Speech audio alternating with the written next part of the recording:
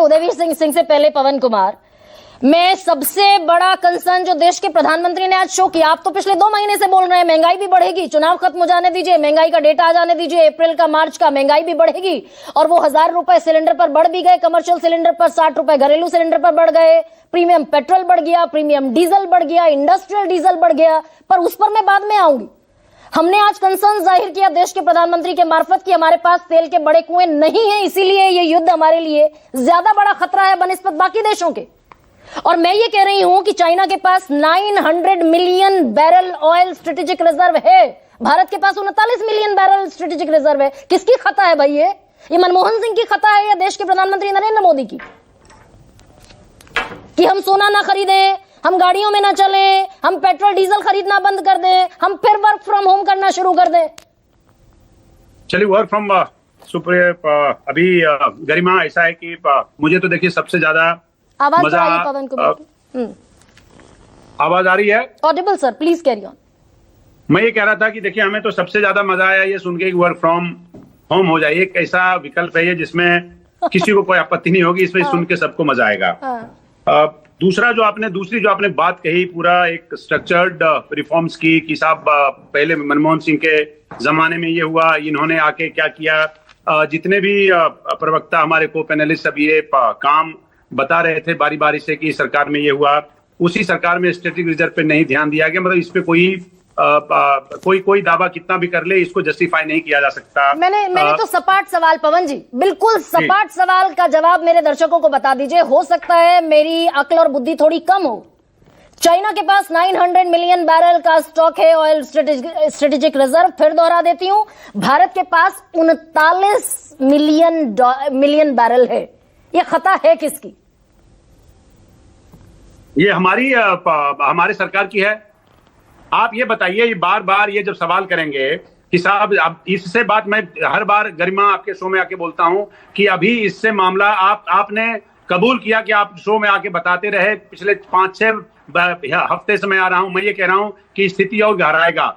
अभी जब अमेरिका ने कहा है कि साहब तेहरान ने जो प्रपोजल दिया है वो अनएक्सेप्टेबल है, तो जो बात पिछले 15 दिन से पॉज पे है, इसके बाद वो कहां जाएगा, उस पर ध्यान देने की जरूरत है। मैं ये कह रहा हूं, आप इसकी टाइमिंग पे बहस कर लीजिए, आप इसकी इंटेंशन पे बहस कर लीजिए, लेकिन प्रधानमंत्री ने जब 7 प्रपोजल दिए हैं, ये 7 प्रपोजल आप किस हद तक उसको रोल आउट करा पाएंगे, किस तरह उसको इंप्लीमेंट करा पाएंगे, कौन आपकी बात मानेगा? अगर ऐसा बोलना है, इसके टाइमिंग और नियत, अगर टाइमिंग और नियत ठीक है तो मुझे उसको कोई दिक्कत नहीं है। अगर आपको लगता है कि इससे साहब आप फॉरेस्ट बचा सकते 2 महीने से देश चुनावी मोड में था पवन, देश 2 महीने से चुनावी मोड में था, और उस वक्त हमारे पेट्रोलियम मिनिस्टर संसद में हमें कह रहे थे there is no crisis at all. हमने तो वो तस्वीरें नहीं मानी जब गैस के लिए दौड़ते भागते दिखे लोग।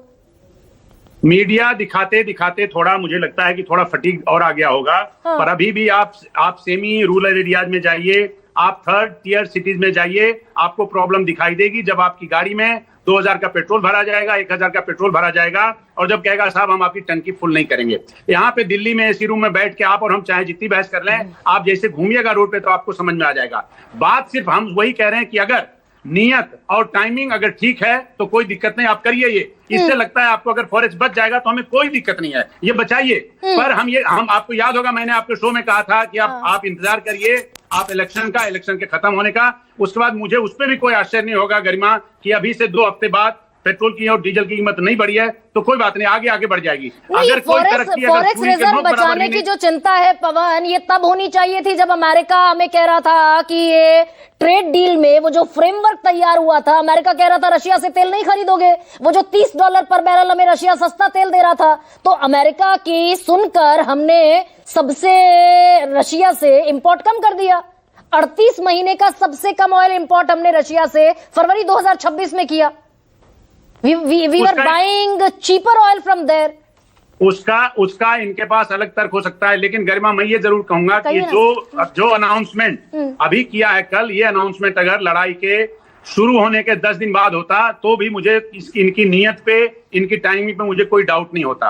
अभी जब हुआ है, अभी भी क्या थर्मामीटर डाल के ये देख रहे हैं कि इसका देखते हैं क्या रिएक्शन पूरे देश भर में होता है। अभी भी अगर नियत ठीक है कि साहब ऐसा है कि हमें डॉलर की खपत कम करनी है तो ठीक है। अगर इसका कोई और इंटेंशन अगर ये देख रहे हैं तो मेरे ख्याल से वहां पे डाउट आपको और हमको करने की जरूरत है। क्या ये इंडिकेशन है कि पेट्रोल डीजल के दाम बढ़ने वाले हैं? वो जो अभी तक कहा जा रहा था कि पेट्रोल और डीजल के दाम नहीं बढ़ेंगे और पेट्रोल डीजल के दाम बढ़े तो सारी चीजों के दाम में आग लगती दिखाई देगी, ये इंडिकेशन भी समझा जाएगा? पॉलिटिकल साइंस में एक शब्द का इस्तेमाल करते हैं, शॉक डॉक्ट्रिन। हाँ। अगर पहले से आपको ये बता दिया गया है तो आपको एक शॉक लग चुका है, इसके बाद छोटी मोटी बढ़ोतरी होगी तो उसका आपके ऊपर ज्यादा असर नहीं देखा जाएगा। तो ये उसकी एक पूर्व पीठिका तैयार होने की दिशा में बढ़ाया गया कदम हो सकता है, ऐसा मुझे लगता है। नहीं, आप तो दरअसल प्रेडिक्शन करके जाते हैं हर बार, तो पेट्रोल और डीजल का दाम, भाई इंडस्ट्रियल डीजल बढ़ गया, प्रीमियम पेट्रोल बढ़ गया, मैंने महंगाई का प्रेडिक्शन किया, मैंने महंगाई का प्रेडिक्शन किया था। हाँ। डेटा आया कि नहीं आया? पेट्रोल डीजल का बढ़ेगा दाम, ये इंडिकेशन मान लें कि पेट्रोल और डीजल का दाम बढ़ने वाला है। मैं पिछली बार भी यही बोल के गया था आपके, और पिछली बार सरकार के अधिकारियों के हवाले से बात कही गई थी, मैंने नहीं कही थी, मैंने बल्कि पीटीआई की कॉपी को आपको उसको कोट किया था कि साहब पीटीआई ये खबर लिख रहा है। हाँ। तो अगर यही स्थिति रही तो तेल और आपको क्या लगता है डीजल और पेट्रोल के दाम नहीं बढ़ेंगे? बिल्कुल बढ़ेंगे। नहीं तो $70 से $95 पर बैरल हो गया तो पेट्रोल और डीजल के दाम बढ़ने की जमीन तैयार हो गई। जो सुप्रिया कह रही है कि $30 पर बैरल आ गया था, तब घटाने की जहमत नहीं उठाई? देखिए फिर इस बात में गरिमा, इस पे हम लोग कितनी बार हम लोग बात कर चुके हैं। हाँ। मतलब आप अभी उस पे बात मत करिए, अभी बात करिए कि क्या हमको अच्छा ये लगेगा कि आगे चल के पेट्रोल और डीजल के दाम नहीं बढ़ेंगे। हाँ। बावजूद इसके कि एक चेतावनी दी गई प्रधानमंत्री की तरफ से, पर फिर भी इसका असर अगर जनता पे नहीं हो रहा है, अगर जनता पेट्रोल और डीजल आगे जाके महंगा नहीं हो रहा है तो मुझे अच्छा लगेगा। अच्छा ठीक, उदयवीर सिंह।